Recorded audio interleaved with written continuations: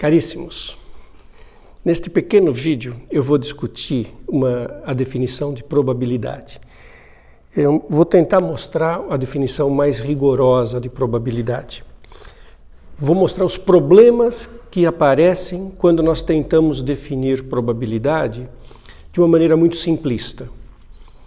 E aparecem problemas, dificuldades. Isso leva a uma definição de probabilidade que, num primeiro momento, nos parece muito sofisticada, muito complicada. A primeira vez que a gente se depara com essa definição, a gente muitas vezes pensa, mas por que complicar tanto? O que eu vou tentar mostrar é justamente uma sequência de dificuldades que tem a seguinte característica: para superar essas dificuldades, eu acabo tendo que chegar nessa definição que é um pouco abstrata, um pouco complicada demais. Mas não tem outro jeito. A matemática não complica as coisas, né, de graça. Quando os matemáticos buscam uma solução que às vezes parece um pouco rebuscada, tem uma razão de ser. É porque havia algum tipo de problema que estava se tentando contornar. É muito bonito isso. É uma discussão um pouquinho mais filosófica e um pouquinho mais ligada aos fundamentos da matemática. Olha que bonito. A coisa mais simples de probabilidade são os espaços finitos equiprováveis. É o que mais tem nos exercícios do ensino fundamental, médio, vestibulares, provas.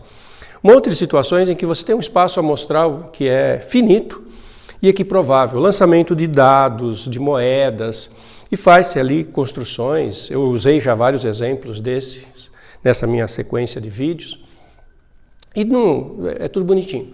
Aí a gente usa a técnica de contagem quando vai fazer a probabilidade. A probabilidade de um evento é o número de elementos do evento sobre o número de elementos do espaço amostral. Essa definição tem um problema lógico.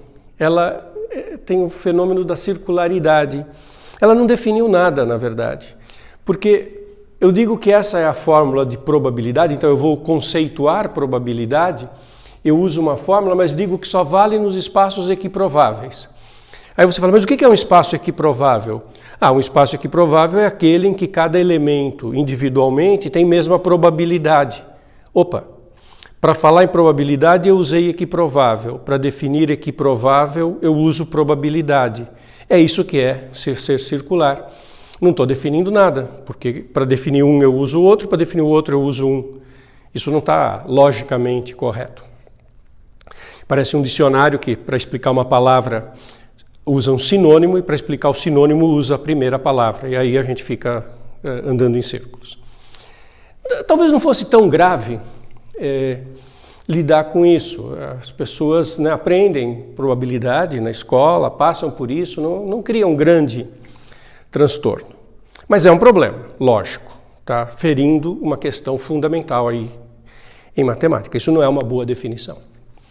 Mas olha outros problemas. E nos espaços não equiprováveis?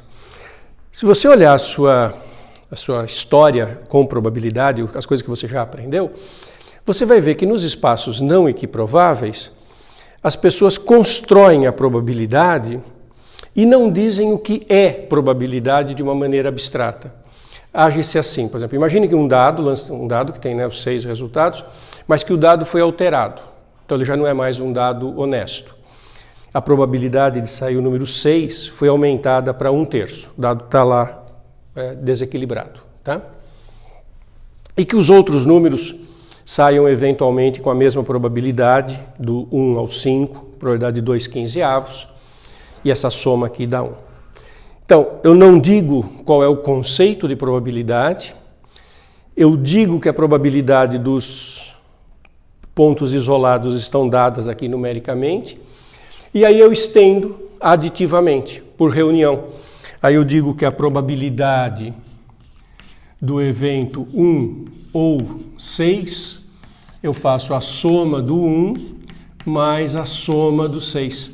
Eu estendo, eu digo quanto que vale a probabilidade nos átomos e estendo por adição. Aí eu digo que a probabilidade de 1 ou 6 é a soma 2/15 do 1 mais 1/3 do 6 e defino a probabilidade para todos os subconjuntos. Mas também aqui ficou faltando a conceituação de probabilidade. Vocês estão vendo que o conceito mesmo de probabilidade está escapando, está escorrendo pelos dedos. Eu não disse ainda o que é probabilidade de um evento. A coisa fica mais esquisita ainda quando a gente vai para espaços infinitos. Nos espaços infinitos, a coisa é mais complexa. Olha só. Imagine que você esteja fazendo uma simulação qualquer, usando um gerador de números aleatórios do seu computador, de uma calculadora, e fazendo uma simulação. Acho que todo mundo concorda que se você escolher ao acaso um número inteiro, nós queremos que a probabilidade de um número inteiro escolhido ao acaso seja par, que isso seja meio. Né? Num espaço equiprovável, você tem pares e ímpares, no total dá todos os inteiros. Se você está fazendo uma simulação e você quer escolher números aleatórios pares, a probabilidade de um número inteiro escolhido aleatoriamente, de forma equiprovável, tal, seria meio. Agora, de onde vem esse meio? Não é por contagem. Porque se eu fizer aqui número de elementos, vai dar o número de elemento dos pares por número de elemento dos inteiros.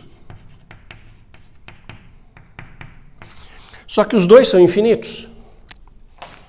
Bom, então eu obtenho infinito sobre infinito. Isso é uma indeterminação em matemática. Então eu também não tenho como dizer que a probabilidade de ser par é a divisão do número de elementos, porque eu caio numa indeterminação que é infinito sobre infinito. Sabe como é que resolve isso? Olha só. Normalmente a gente faz o seguinte: tanto o seu computador como a calculadora, como na nossa vida cotidiana, nós não trabalhamos com infinitos números. Porque, bom, infinito é uma ideia abstrata, mas não é uma ideia que se concretize, né? Então, quando você vai fazer um processo de simular alguma coisa usando números, é comum a gente decidir o seguinte: eu vou trabalhar numa janela de números. Sei lá, eu pego um intervalo entre menos um certo número n e mais o n, mas um intervalo finito. Aí meu conjunto deixa de ser infinito e eu trabalho dentro de uma janela de números finitos que seja adequada para o meu problema concreto do dia a dia. E aí recaio nas coisas anteriores. Mas, de novo, eu fiquei meio devendo a conceituação de probabilidade. Esse mesmo tipo de coisa nos infinitos ocorre quando a gente faz outras coisas. Por exemplo, acho que todo mundo concorda que se eu disser escolhido ao acaso um número entre 0 e 10, qual a probabilidade dele estar entre 0 e 3, dele ser menor ou igual que 3? Então, eu escolhi ao acaso entre 0 e 10. Qual a probabilidade de estar entre 0 e 3? Acho que todo mundo concorda que tem que ser 3 décimos. Só que a quantidade de números é infinita. Então também não é infinito sobre infinito. Como é que a gente faz quando eu estou falando disso, segmentos de números? A gente trabalha com o comprimento. A gente fez o quociente do comprimento de 0 a 3 pelo comprimento de 0 a 10. E aí não é mais contagem, eu estou usando uma outra métrica, eu estou usando o comprimento. Tem um outro experimento muito bonitinho que se faz para calcular π.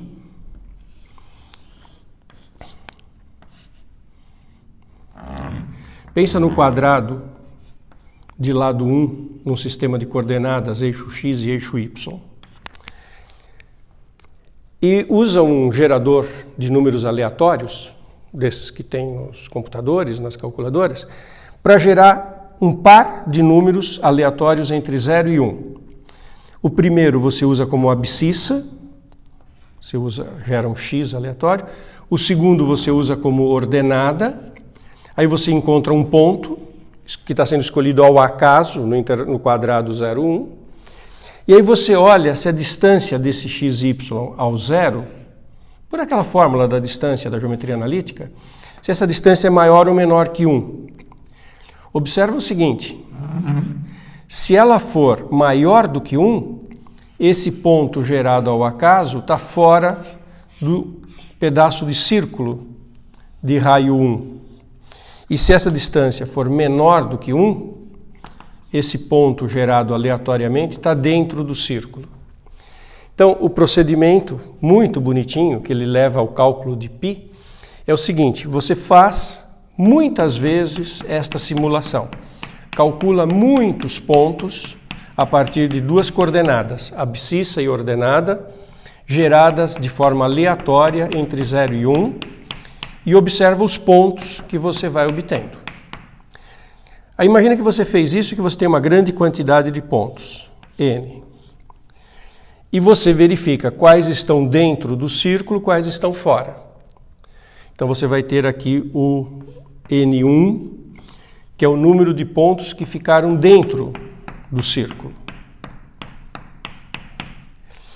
Esse quociente está aproximando, quando o n é grande, ele está aproximando a probabilidade de um ponto escolhido ao acaso, no quadrado 0,1,0,1, estar dentro do círculo. Qual que é essa probabilidade? Aqui entra uma coisa que não é nem contagem, nem comprimento. É área. Esta relação, esse número vai tender para o quociente entre as áreas. A área do círculo, isso aqui é um quarto de círculo de raio 1. A área do círculo de raio 1 é πr2, é π. Como eu tenho um quarto, é π sobre 4, e a área do quadrado é 1. Então, se você fizer essa simulação, você se aproxima do número π sobre 4. E isso é uma maneira prática de calcular uma aproximação para π. Muito bonito, lindo. Só que aqui agora então eu usei para fazer a probabilidade, eu usei área. Então está ficando uma coisa muito abstrata. Sabe como é que matemático faz quando começa a perceber isso? Tem contagem, tem comprimento, tem área, tem infinito. Ele generaliza para um conceito mais abstrato e dá um tratamento rigoroso, que é isso que eu vou alinhavar para vocês como que é, e que é a definição formal de probabilidade. E que, como espero que esses exemplos tenham mostrado, a gente tem que chegar nisso para que o conceito de probabilidade fique bem formulado e rigoroso. Então, quais são os passos? Eu tenho o meu U, que é o conjunto onde eu vou trabalhar. Mas eu observo que nem todos os subconjuntos vão ser considerados. Lembra o exemplo do par e ímpar? Eu queria trabalhar com os inteiros. Mas os inteiros são infinitos, eu vou restringir num segmento finito. Quer dizer, eu não trabalho com todo mundo. Então, eu tenho um conjunto com o qual eu quero trabalhar, mas eu vou pegar um pedaço aqui dos subconjuntos. As partes, esse símbolo é o conjunto das partes de U, né? Todos os subconjuntos de U. E eu vou pegar um pedaço dos subconjuntos, que vai ser o meu espaço amostral. E o que eu quero desse espaço amostral? Eu quero que o vazio e o U estejam no espaço amostral.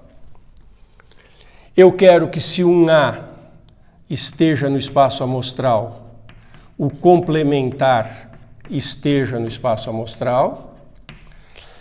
Eu exijo do espaço amostral, então eu seleciono quais são os subconjuntos com os quais eu vou efetivamente trabalhar, e essas são as regras que me permitem construir uma teoria de probabilidade. E, finalmente, reunião. Se A e B estão no espaço amostral, eu quero que a reunião esteja no espaço amostral. Aqui eu escrevi para 2, mas na verdade é para infinitos.